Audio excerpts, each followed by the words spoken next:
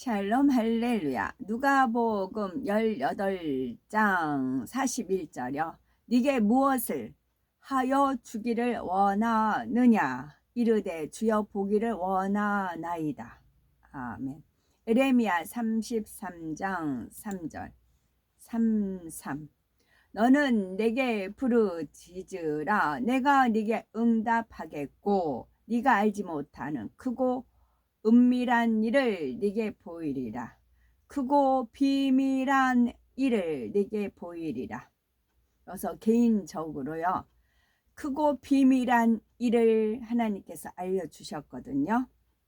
근데 이 말씀이 또 은밀한 일을 네게 보이리라 했어요. 또 은밀한 일도 있어요. 비밀한 일 플러스 은밀한 일. 두 가지가 있어요. 그래서 이 성경을 비록 바뀌었지만 비밀한 일, 비밀한하고 은밀한하고는 틀리거든요. 근데 두 가지 다 알려주셨어요. 이거 성경 말씀 바뀌기 전에 하나님께서 역사해 주셨습니다. 바뀔 줄 알고 그 날짜를 잡으셨나 보더라고요. 누가복음 22장 4절 예수께서 힘쓰고 애써 더욱 간절히 기도하시니 땀이 땅에 떨어지는 핏방울 같이 되더라. 제목은 무엇을 하여 주기를 원하느냐입니다. 교회에 처음 온 사람이라도 하나님을 마음 중심에서 믿기만 한다면 아무리 크고 어려워 보이는 문제도 능히 해결할 수 있습니다. 마태복음 7장 11절에 하늘에 계신 너희 아버지께서 구하는 자에게 좋은 것으로 주시지 않겠느냐 하신 것처럼 하나님께서는 자녀들에게 좋은 것을 주기 원하시기 때문입니다.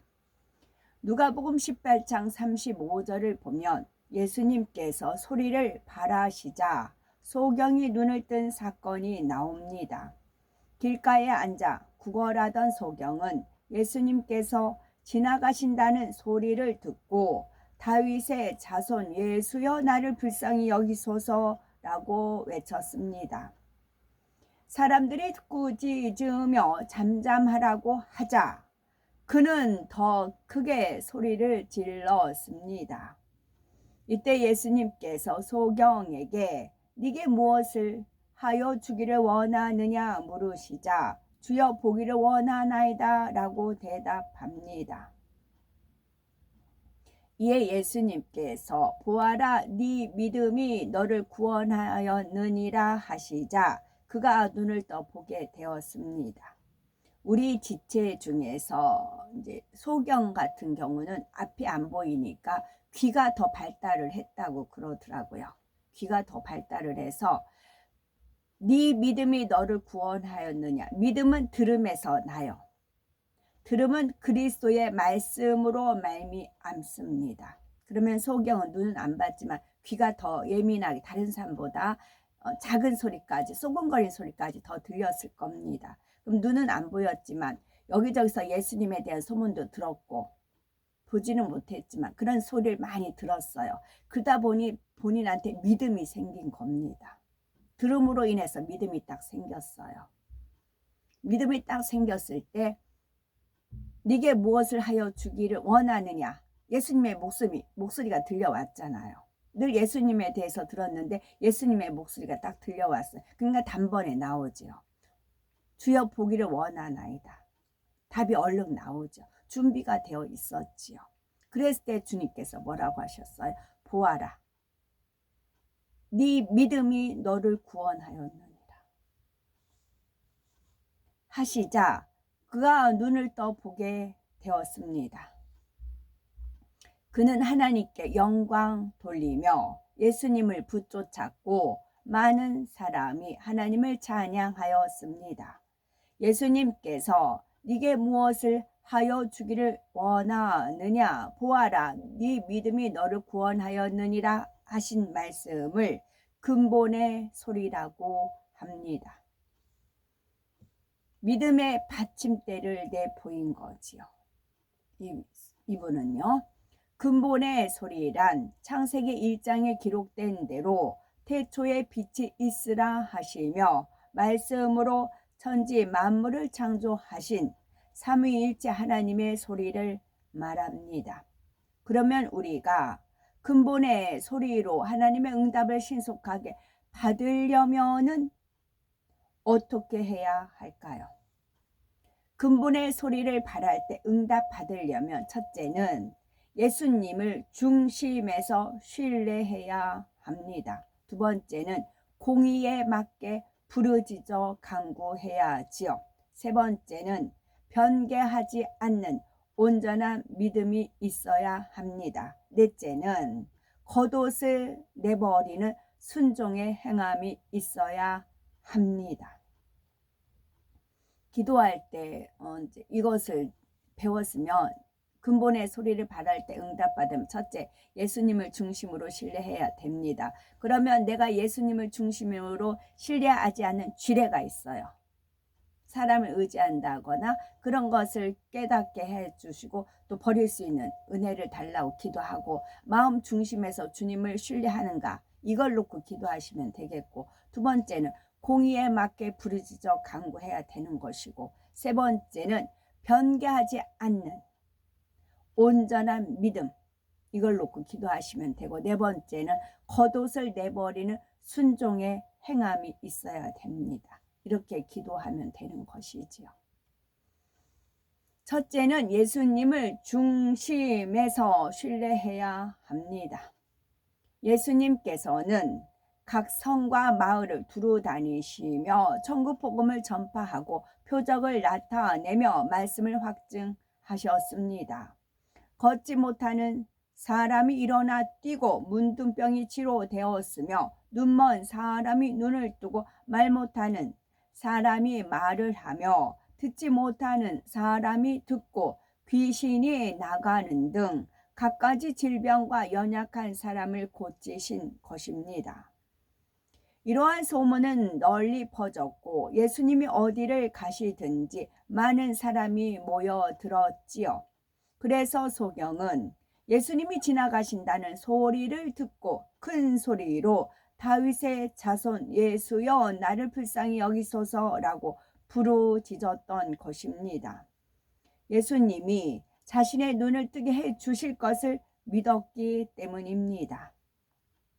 또한 다윗의 자손 예수여라고 한 것은 예수님이 구세주로 오신 분임을 믿었다는 믿음의 고백이기도 했습니다. 이스라엘 백성이라면 누구나 다윗의 자손에게서 구세주가 태어난다는 사실을 알고 있었지요. 이러한 예수님을 구세주로 인정하고 눈을 뜨게 해줄 수 있는 분임을 마음 중심에서 믿었다는 것이 하나님의 응답을 받는 첫 번째 이유입니다. 그는 비록 눈이 멀어서 앞을 볼 수 없지만 예수님에 대한 소문은 많이 들었지요. 사람의 힘으로는 도저히 해결할 수 없는 문제를 해결하실 수 있는 분임을 알고 예수님 앞에 나가면 볼 수 있다는 믿음이 있었습니다. 믿음은 들음에서 난다는 말씀처럼 마음이 선했기에 소문을 듣고 믿었던 것이지요. 둘째는 공의에 맞게 부르짖어 간구해야 합니다. 태어나면서부터 눈먼 사람은 왜 다윗의 자손 예수여 나를 불쌍히 여기소서라고 큰 소리로 부르짖었을까요? 창세기 3장 17절을 보면 하나님께서 아담에게 내가 너더러 먹지 말라 한 나무 실과를 먹었은즉 땅은 너로 인하여 저주를 받고 너는 종신토록 수고하여야 그 소산을 먹으리라 하셨습니다. 사람의 시조인 아담이 선악과를 먹기 전에는 수고하지 않아도 하나님께서 공급해 주시는 것으로 풍족하게 살았습니다. 그러나 불순종하여 선악과를 먹은 후에는 죄가 들어오고 육의 사람으로 전락하여 땀 흘려 수고해야 먹을 수 있게 되었지요. 그것이 바로 하나님께서 정하신 공의이므로 우리가 하나님으로부터 응답받기 위해서도 땀을 흘려야 합니다. 즉 마음과 뜻과 정성을 다해 부르짖어 기도하는 수고를 해야 응답받을 수 있습니다. 에레미야 33장 3절에 너는 내게 부르짖으라 내가 네게 응답하겠고 네가 알지 못하는 크고 비밀한 일을 네게 보이리라 했고, 누가복음 22장 44절에는 예수께서 힘쓰고 애써 더욱 간절히 기도하시니 땀이 땅에 떨어지는 핏방울같이 되더라 하였습니다. 아무런 죄가 없는 예수님도 이 땅에 육신을 입고 왔기 때문에 하나님께서 정하신 공의에 맞도록 부르짖어 기도하셨지요. 하물며 사람의 능력으로 불가능한 문제를 응답받고자 한다면 어떠했겠습니까? 어떠해야겠습니까? 따라서 소경이 응답받을 수 있었던 두 번째 이유는 공의에 맞게 부르짖어 구했기 때문입니다. 셋째는 변개하지 않는 온전한 믿음이 있어야 합니다. 어떤 사람은 하나님은 우리 중심을 아시기 때문에 소리내어 기도할 필요가 없다고 하는데 그렇지 않습니다. 눈먼 사람도 사람들이 잠잠하라고 꾸짖었지만 더 큰 소리로 부르짖었지요. 사람들의 말을 따른 것이 아니라 간절한 심정으로 공의에 맞게 구하였지요. 따라서 소경이 눈을 뜰 수 있었던 세 번째는 어떤 상황에서도 변개하지 않는 온전한 믿음을 내보였다는 점입니다. 만일 소경이 사람들이 잠잠하라고 꾸짖었을 때 기분이 상하여 낙심해 버렸다면 결코 응답받지 못했을 것입니다. 소경은 예수님을 만나면 볼 수 있다는 믿음이 확고했기에 거기에 굴하지 않고 간절히 부르짖어 응답받을 수 있었습니다.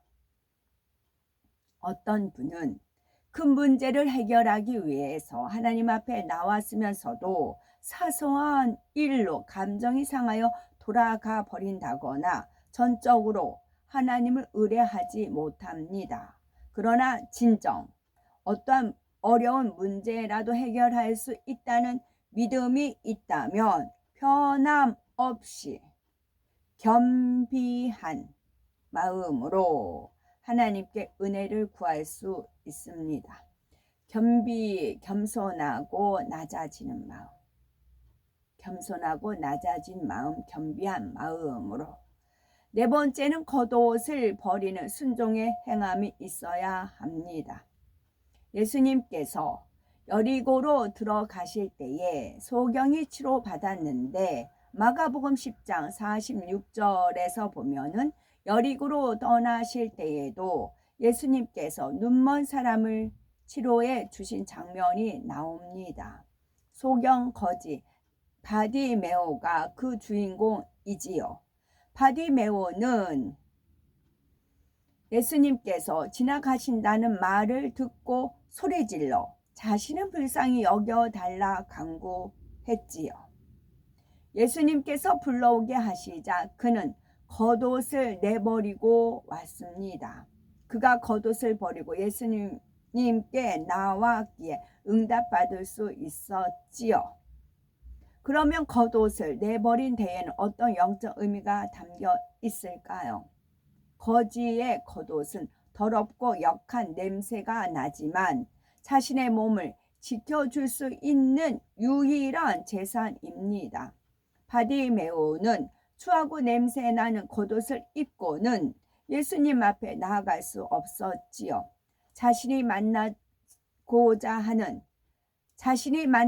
하는 예수라는 분은 매우 거룩하고 깨끗한 분입니다. 많은 사람에게 은혜를 주고 치료해 주며 가난한 사람들에게 소망을 주고 병든 사람에게 희망을 주는 좋은 분임을 알았지요. 그러니 냄새 나고 추한 겉옷을 입고는 예수님 앞에 나갈 수 없다는 양심의 소리를 듣고 즉시 순종하여 내버린 것입니다. 바디메오는 성령 받기 전이었으나 선한 양심의 소리를 듣고 순종하였지요. 자신의 유일한 재산이자 가장 소중한 겉옷이라도 즉시 내버린 것입니다. 여기서 겉옷은 영적으로 우리의 추하고 냄새 나는 마음을 뜻합니다. 자존심, 교만 등 온갖 더러운 비진리의 마음이지요.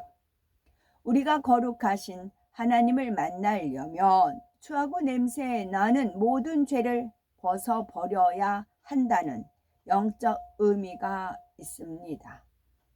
전지전능하신 하나님의 응답을 받기 원한다면 성령의 음성에 순종하여 성령께서 떠올려 주시는 죄의 목을 낱낱이 회개해야 합니다.